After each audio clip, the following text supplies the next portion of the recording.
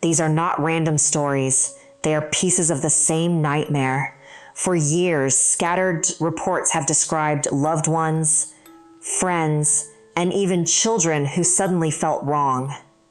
Small changes, subtle glitches, a hand switching from right to left mid-motion, a smile that lasted a second too long, the faint smell of rot hidden beneath perfume, and sometimes blood instead of tears.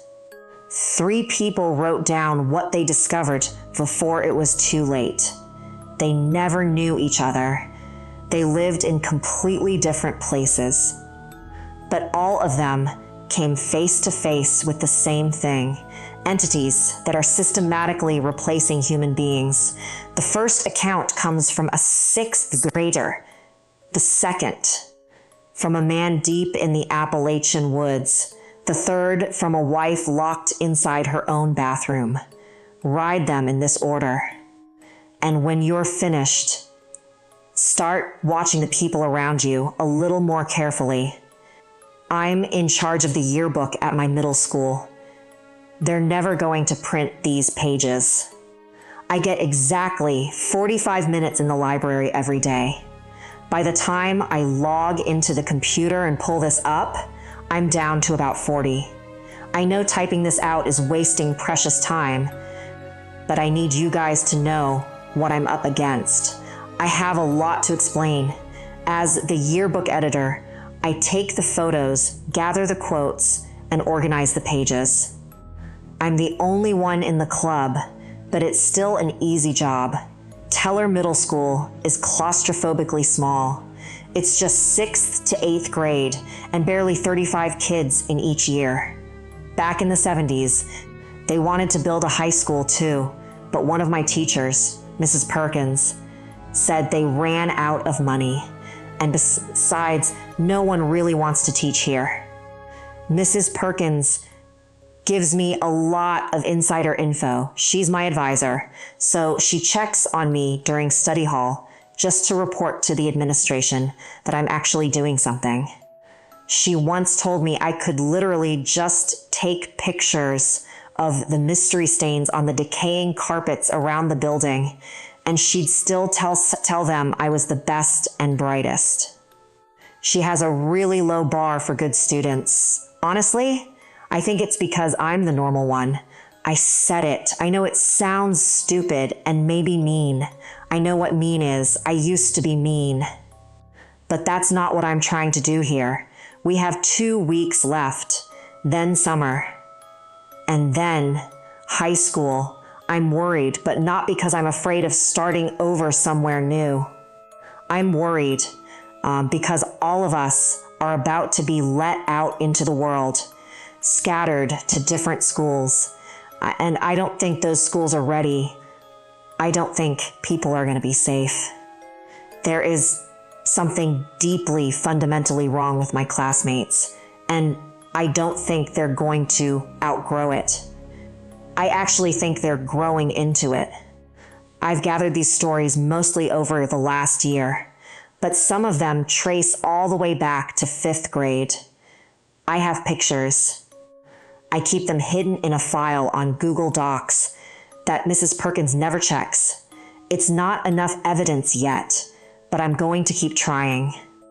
People on the outside need to know what's happening here before the admin comes in and tries to make it all disappear. Before they sweep it under Teller Middle School's nasty old carpet. Part of the reason that carpet is so stained is because of Mira. Look, this first story, Mira's story, doesn't make me look good, but it's where it all started. I was only 10 when I began noticing that the kids at my school were hiding things. I joined the yearbook in 6th grade to do a little digging, but it became obvious that some kids were smart enough to see what I was doing. Mira and I became friends because she saw the same things I did. Now, she plays the spy. Most of the other kids trust her because they can tell she's hiding something too. She told me I could tell you guys if it would help. I'm going to do the best I can to remember exactly how it all happened. You have to believe us. I'm begging you. Mira is begging you. Please make sure this doesn't get buried. No one ever ate lunch with Mira. She wasn't much for talking about kickball, and she was fiercely protective of her snacks. She'd bring in Ziplocs stuffed with rolled gold pretzels, sit completely alone and eat them in total silence. I used to watch her scrape the salt off each pretzel, skinning them with her 2 front teeth. Mira sniffled more than she spoke. She only opened her mouth when she absolutely had to, squeaking out hushed requests to go to the bathroom or the nurse's office. Her voice wasn't scratchy like nails on a chalkboard. It sounded more like a blender slicing ice. She had no friends. The rest of us would huddle around someone's desk in the morning, usually Sammy's, because he hoarded Hubba Hubba Bubba Gum, and argue over who got to stay up late watching American Idol, or show off our neon pencil erasers. Smira never joined in. She was always just plastic doll stiff. When she did speak, she'd look down her nose, almost like she was physically watching the words leave her mouth. Until 5th grade, Mira had survived elementary school without letting anyone know her secret. It happened during a unit on the ocean, right before winter break. Our teacher, Mrs. Donovan, was thrilled about it. Every Friday for a month, we'd watch ocean documentaries, eat gummy sharks, and get weekend homework on how to help the seas. Looking back, it was a great project. We all lived in Missouri. None of us had ever seen a beach, so there was no chance of us getting bored. The first week went perfectly. We watched a nature documentary narrated by a stuffy British voice, detailing how hard it was for whales to breach the surface. The whole class whooped and cheered as sharks chased fish and jellyfish drifted across the all-blue screen. Mira sat 1 row ahead of me, to the right. I remember watching her. She didn't smile at the seals. She didn't react to anything. Just a blank, empty stare. That weekend, in the spirit of the project, I set up a lemonade stand. I handed out little information cards to my neighbors about buying sustainable fish and avoiding companies that hunted sharks. I was an innocent kid doing innocent kid things. The next week, the tone shifted. Mrs. Donovan spent the day teaching us about the brutal reality of predators. By recess, everyone was on edge. We were playing Foursquare when a kid named James launched the ball into Tyler's face with an overhead pass. Overhead passes were strictly illegal. Tyler hit the asphalt, screaming. Blood immediately started gushing from his thin nose, pouring over his lips. He was crying, cursing at James, and gagging on his own blood. We were all frozen, waiting for Mrs. Donovan to rush over. That's when I noticed Mira. She was pushing her way to the front of the circle. She turned to a girl standing next to her, a girl whose nose was wrinkled in snobby disgust, and whispered, "Is he crying?" The girl looked at her, completely caught off guard. "No, I think it's just a bloody nose." And Myra looked disappointed, deeply, unsettlingly disappointed that Tyler wasn't crying. Without another word, she turned her back on the bleeding boy and walked inside. The rest of the afternoon was a blur of Mrs. Donovan interrogating the boys. James swore he didn't use an overhead pass. Tyler kept groaning, pointing to his bloody face as evidence. Eventually, they apologized, and we went back to our final reports. I was assigned the anglerfish. I remember reading about how they hide in the pitch black deep, using the glowing little orb on their heads to lure prey into a false sense of security before opening their horrifying jaws. When the bell rang, I found myself waiting outside in the carpool line. Kids with late parents always ended up on the curb. Mira was there too. Her backpack looked way too big for her fragile shoulders. Her mousy brown hair was pulled back by a plaid headband that matched her uniform. I shuffled over sideways, trying not to scare her off. I knew she lived a few neighborhoods over, and my mom always said her family was nice.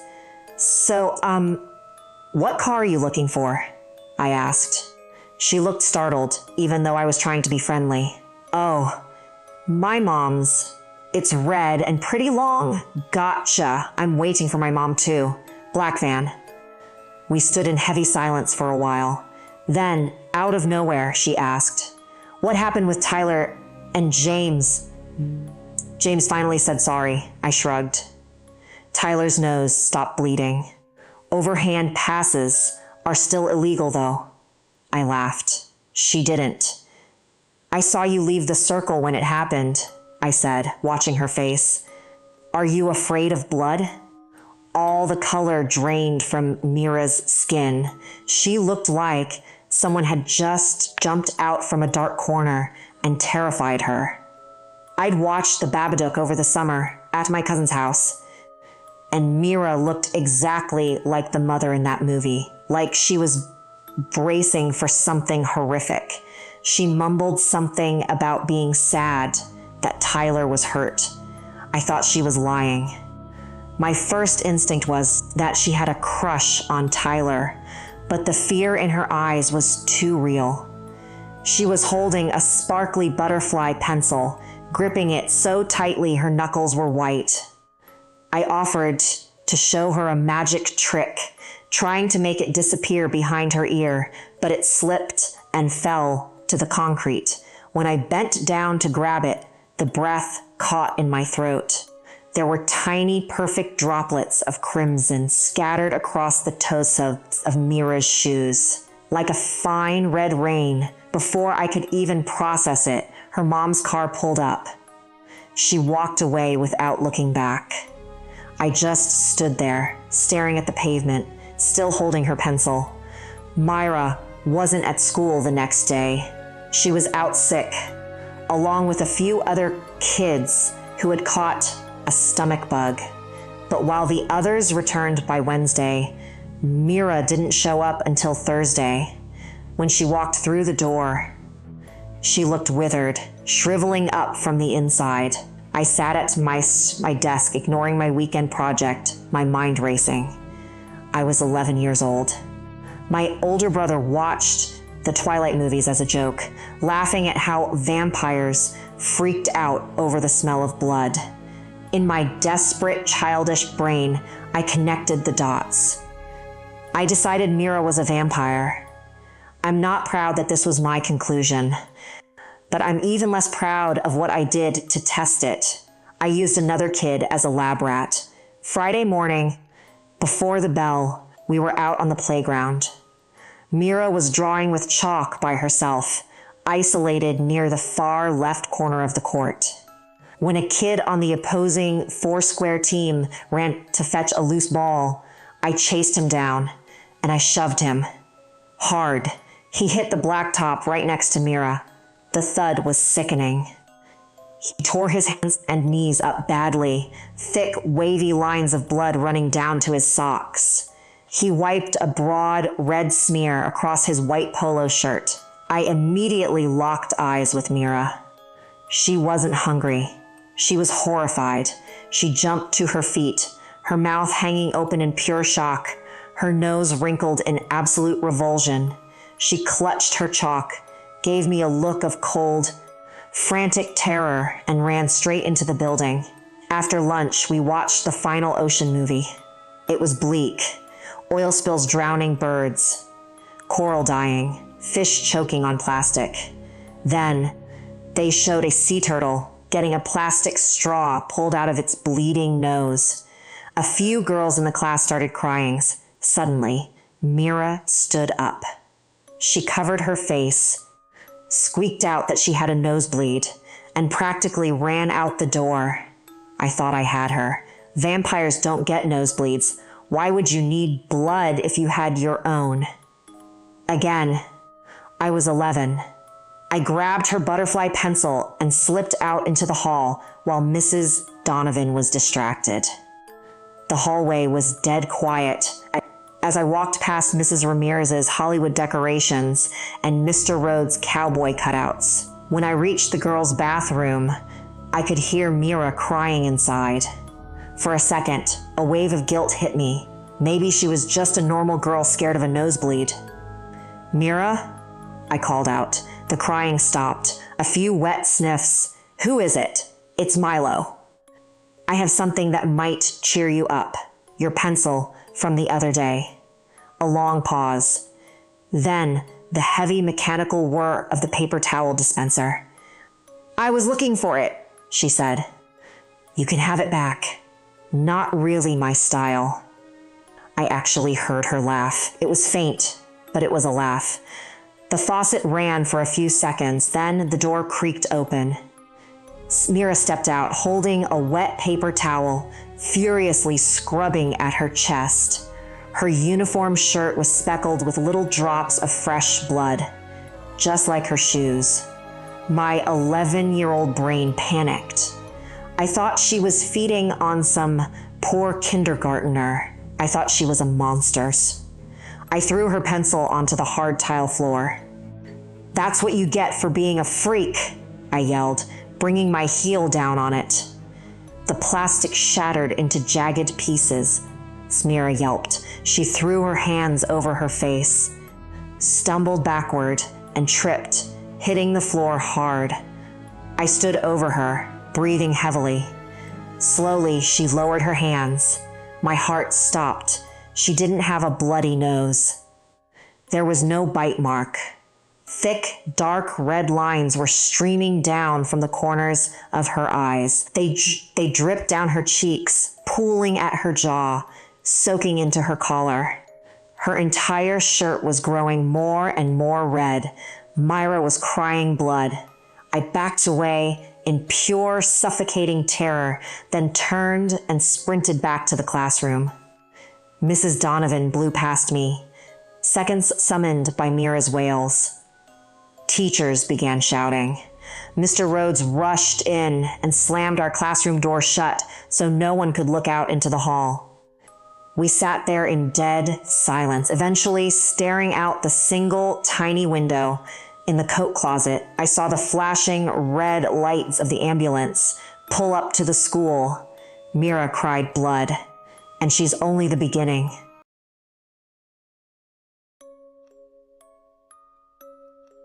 Mira was not an isolated case. Children like her have been appearing more and more often, not in just one town, but in many. They could be the quiet kid next door, the one who sits alone at lunch. Even your own child, they don't always cry blood. Most of the time, they simply feel off, just enough to make you uneasy without being able to explain why. But if you travel far enough from the cities into the places where the old rules still linger in the dark, you will encounter something far more dangerous. Out there, they don't need to pretend to be children. They only need to pretend to be someone you trust. And if you ever hear your name called from the darkness, it may already be too late. Growing up near the Appalachian woods, you hear a lot of rules. Don't whistle at night. If you hear your name in the dark, ignore it.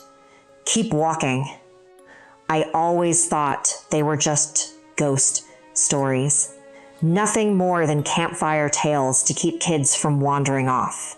But after my parents passed away and I moved back to Tennessee to inherit my childhood home, I learned exactly why those rules exist. I was never an outdoors man. I was the kind of kid who stayed inside, only stepping into the tree line on rare sunlit afternoons. Maybe that's why, when I finally took my late father's advice and went hunting for the first time, I didn't immediately recognize the profound absence of life. It was a solo trip. I had asked my best friend, Tony, to come along, but he couldn't make it. So, armed with my dad's old shotgun and a vague idea of what I was doing, I hiked out to the old deer stand he used to use decades ago. By noon, I was set up. At first, the quiet felt peaceful. I figured it would give me an advantage. I'd hear anything approaching from a mile away. But as the hours dragged on, that silence started to feel heavy, suffocating. In a dense forest, you expect the rustle of leaves, the snap of a twig, or at least the sound of birds. There was nothing. Just a dead, suffocating static. I looked down at the ground. A fresh blanket of pristine snow coated every inch of the forest floor. It was beautiful, but as I stared at it, a knot tightened in my gut. There wasn't a single footprint, no deer tracks, no rabbits, nothing. It was completely untouched. I tried to rationalize it. It's just fresh snow, I told myself. Something will wander by eventually. Out of sheer boredom, I pulled out my phone and texted Tony. We'd been best friends since childhood. He wasn't exactly the hunting type, but I just wanted to talk to someone. When I told him what I was doing, he actually seemed interested. He made me promise to bring him along next time. I smiled, put my phone away, and watched the sun begin to dip below the tree line. I should have packed up right then. In the Appalachian woods, once the sun starts to sink, the darkness swallows you whole within the hour. By 8:30 p.m., the shadows had completely taken over. I didn't have night vision gear, so I finally started throwing my things into my backpack. That's when a call broke the silence. It echoed through the trees, distant but unmistakably human.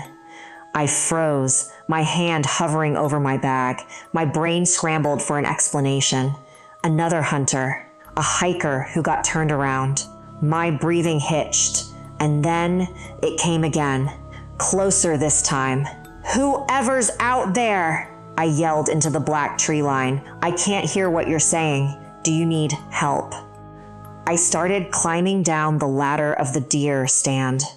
Halfway down, the voice called out a third time, and I stopped dead in my tracks. They weren't calling for help. They were calling my name. Panic, cold and sharp, flooded my chest. I gripped my shotgun so tightly my knuckles ached. I couldn't run. It was pitch black, and I'd be blind after 10 feet. I couldn't call the police. What would I even say? Someone is saying my name in the dark? I waited at the bottom of the ladder, my back pressed against the wood, listening to the crunch of footsteps in the snow. A silhouette detached itself from behind a massive oak tree. "Jason?" a voice said. My heart hammered against my ribs. It sounded familiar. "Tony?" I whispered, lowering the barrel of my gun just a fraction. "Dude, what are you doing out here?" He stepped forward, throwing his hands up in a defensive, joking manner. I know. Sorry if I spooked you." "You just talked so highly about this spot, I had to come see it." A massive wave of relief washed over me. I lowered the gun completely. We laughed, the sound breaking the oppressive tension. It was typical Tony, spontaneous and completely reckless. "Well, since you walked all the way out here," I said, "wanna come back to the house for drinks? I've been meaning to try out the old fireplace." "Sure," he grinned. "It's been a while, man. Might as well catch up." We walked the short distance back to my house. In my relief, I didn't stop to question why he had walked through the pitch black woods alone. I didn't question how he got there without Haz's car, considering he lived 20 miles away. Back at the house, I dropped my gear inside while he went around back to start a fire in the pit. When I came out with a case of beer, he was already sitting there, staring into the flames. As I sat down next to him, a faint, sickening odor hit the back of my throat. It smelled like rotting meat. I tried not to grimace, assuming he'd just come from one of his odd manual labor jobs. We cracked open our beers. The conversation flowed easily, just like old times. The crackle of the fire began to soothe my frayed nerves. We sat in a comfortable silence for a moment, just watching the embers. Then he turned his head slowly to look at me. "Did you ever miss living here, Tony?" he asked. His voice was soft, expecting a sentimental answer. "Once you went off and started your life." I froze. "Tony?" His expression shifted rapidly. "Jason, sorry, I meant Jason. You know I'm a lightweight." He let out a nervous laugh, but his eyes were completely still. "Yeah, man," I replied slowly, forcing my tone to stay casual. "I missed my parents, and you. It's great to see you again." I had alcohol in my system, but the warmth suddenly vanished. Something was wrong. My eyes darted to his mouth as he smiled. Tony had a chipped tooth, but wasn't it on the left side? The chip on the man sitting next to me was on the right. My night was closing in. The fire was dying, and as the silence settled over the backyard, that same heavy, suffocating silence from the woods, I really looked at him. I took in his features in the dim, flickering light, and my blood turned to ice. That wasn't my best friend. It was an incredibly close replica. The olive skin tone was perfect, but it was the deep tan he only ever got in the dead of summer, not in the middle of winter. His face was just a fraction too narrow, his nose a millimeter too long. But the eyes, Tony had deep green central heterochromia. He bragged about it all the time. The eyes staring back at me right now were flat, muddy brown. He must have seen the realization dawn on my face, because he suddenly stood up. He leaned in, stopping mere inches from my face. "Are you okay?" he whispered. The smell of rot was no longer faint. It was rolling off his breath. It smelled like a decomposing animal left to bake in the sun. "I think you had too much beer," the thing wearing my friend's face said. Maybe I should stay the night. Pure, primal terror screamed at me to run. But some deep survival instinct kicked in. I forced a laugh. "What? Tony, are you sure you're not the drunken one? Your breath reeks, dude," I chuckled, praying my voice wouldn't shake. It stopped. It seemed confused by my reaction, studying my face for a long, agonizing second before slowly sitting back down. "Yeah, maybe you're right," it said quietly. "Is it okay if I get some water then? And I might need to use your phone to get a ride home." If I said no, if I locked him out, I knew with absolute certainty I would not live to see the morning. "Sure," I said. I let him inside. I watched from the hallway as he walked straight to the kitchen cabinets, pulling out a glass as if he had lived in my childhood home his entire life. I handed him my phone, knowing full well the battery was dead, and listened from the other room as he had an one-sided, fake conversation about not wanting to drink and drive. Finally, he walked to the front door. We exchanged casual goodbyes, the tension in the room so thick I could barely breathe. Before he stepped out into the night, he paused. He looked me up and down with an expression I couldn't read. And as the porch light hit his face, my heart stopped entirely. The deep green heterochromia that had been missing from his eyes all night was suddenly there. He smiled, waved once, and disappeared into the dark. Every old wives' tale my mother ever told me rushed into my head. If you hear your name, don't answer. I had broken the rule, but if the legends were true, why was I still breathing? And how did it know so much about my life? I locked every door. I nailed the windows shut. I surrounded my bed with every weapon I owned. and stared at the door until the sun came up. The next morning, functioning on zero sleep, I grabbed my charger and messaged the real Tony. I asked him about our conversation from the woods. He had no idea what I was talking about. When I checked my text logs, our entire exchange from the deer stand was gone. I went out to the backyard. My stomach dropped. There were no empty beer cans. There were no ashes in the fire pit. It was completely pristine. The only proof that I hadn't lost my mind was in the snow. Covering my front and back yard were hundreds of overlapping footprints, frantic, deep tracks, circling the house over and over again, and leading away from the center of the yard. Dragging out into the dark tree line was a single heavy trail.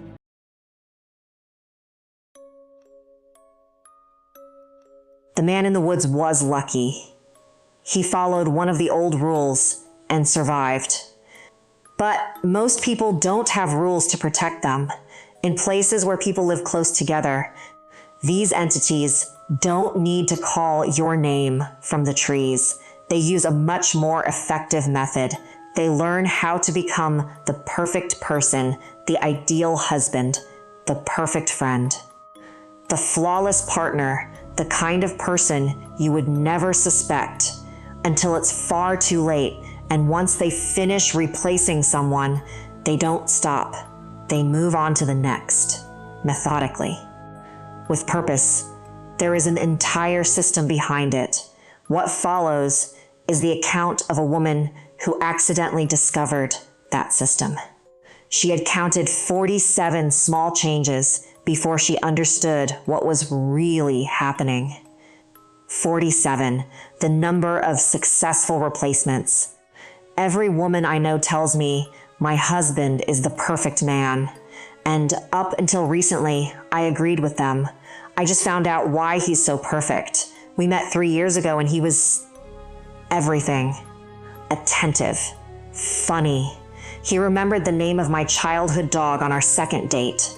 My friends were almost annoyed at how flawless he was.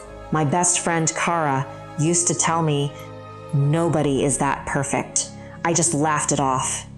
God, I should have listened. The wedding was beautiful. The house came next. A Victorian fixer-upper in a dead quiet town, 2 hours away from the city. It was his idea. We need space, he'd said, holding my hands, away from all the noise. I was so blindly in love, I would have agreed to live anywhere. The first year was a dream. He cooked, he cleaned, he left little notes on my pillow and planned surprise weekend trips. He never raised his voice, not once. He never forgot an anniversary, a birthday, or a random Tuesday he'd declare, us day. My mother adored him.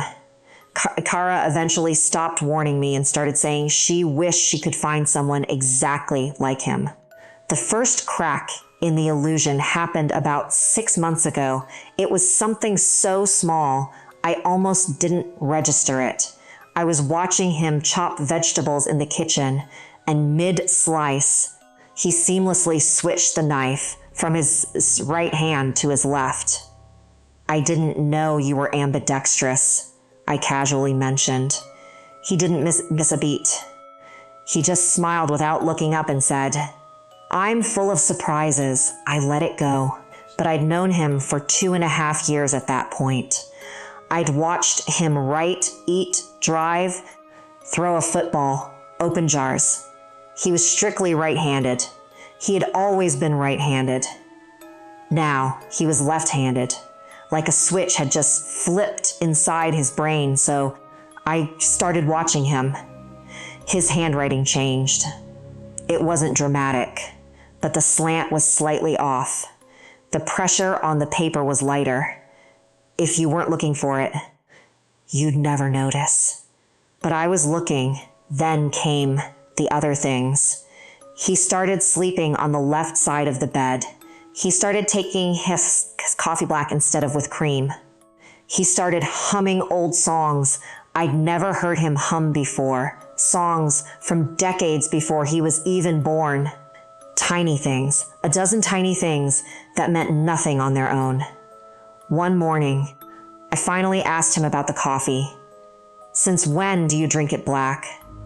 He stopped. He looked at me with an expression I had never seen on his face. It wasn't anger. It wasn't confusion. It was something calculating, cold. Like I just asked a question he'd been expecting, and he was running through a mental database to choose the right answers. Trying something new, he finally said, his smile returning. New year, new me. It was June. I started keeping a private list in a notes app on my phone. The handedness, the handwriting, the coffee, the sleeping position, the humming. Every time I noticed a glitch, I added it. By August, the list had 47 entries. 47. I know what that number means now, but I didn't then. The dog knew before I did. We have a golden retriever named Gus. I've had him since before I met my husband, and Gus loved him from day one. He used to sleep at his feet and whine when he left for work. But right around the time I started my list, Gus stopped. He refused to enter the same room as my husband. He would freeze in doorways, his hackles raised, letting out this low, guttural growl I didn't even know he could make. At night, Gus would press his entire trembling body against my side of the bed, just staring at the closed bedroom door, never blinking. My husband brushed it off. Said dogs get weird in their senior years. Gus is only 4. Last month, I woke up at 3 a.m. The bed beside me was empty. I went downstairs and found him in the unfinished basement. He was just standing there in the pitch black, facing the concrete wall, completely motionless, not speaking, not breathing heavily, just standing there like someone had pulled his plug. I whispered his name. He turned around, and his face was wrong. It was only for a fraction of a second, but I swear to you, his features were displaced. His eyes were a fraction, too far apart. His mouth was stretched a little too wide. It looked like someone wearing a silicone mask that had suddenly slipped off the bone structure beneath it. I blinked, and it was gone. He was my husband again, smiling that perfect warm smile. "Couldn't sleep," he whispered, walking over and kissing my forehead. "Came down here to think." He walked past me and went back upstairs. I stood frozen in the basement for 10 minutes, desperately trying to convince myself my tired brain had made it up. Trying to unsee the wrongness of his eyes. I couldn't. That night, I added entry 48 to my list. Face slipped. The next morning, in a full panic, I called Kara. I hadn't actually spoken to her in months. Looking back, I realized he'd slowly isolated me from everyone. It wasn't dramatic. No ultimatums. Just planting seeds. Kara's kind of toxic lately, don't you think? Your mom stresses you out, Mixie. We skipped Thanksgiving this year, one thread at a time, until I was completely alone in a heavy Victorian house, 2 hours from anyone who cared about me. Kara's phone went straight to voicemail. I tried my mom. Nothing. I tried 3 other friends. Silence. I checked my outbox. I had sent dozens of texts and emails over the last few weeks. I had the receipts, but no one had replied while he was in the shower. I went into his office and checked his phone. I found a blocked numbers list. Kara, my mom, my dad, my brother, every friend I'd ever had, every coworker I'd ever mentioned. They were all blocked. Not on my phone, on his. He had been intercepting their calls. He had been texting them back from an alternate number, pretending to be me. Telling my family I needed space. Telling Kara I was going through a mental breakdown and needed to be left alone. Hundreds of messages. spanning months. He had been playing both of us, the perfect, caring husband and the erratic wife who was pushing everyone away. He built a cage out of my own voice and locked me inside. I didn't confront him. I couldn't. I played the part. I smiled at dinner. I kissed him goodnight. I waited until I heard the deep, rhythmic breathing of his sleep. And then I crept back down to the basement. I don't know what made me look behind the water heater. Call it survival instinct. Call it the subconscious part of my brain finally putting the horrific puzzle together. There was a hollow space in the wall, covered by a cleanly cut piece of drywall. I pried it open. Behind it was a hidden room, no windows, bare concrete, a single bare light bulb dangling from a wire, and sitting on the cold floor was a phone.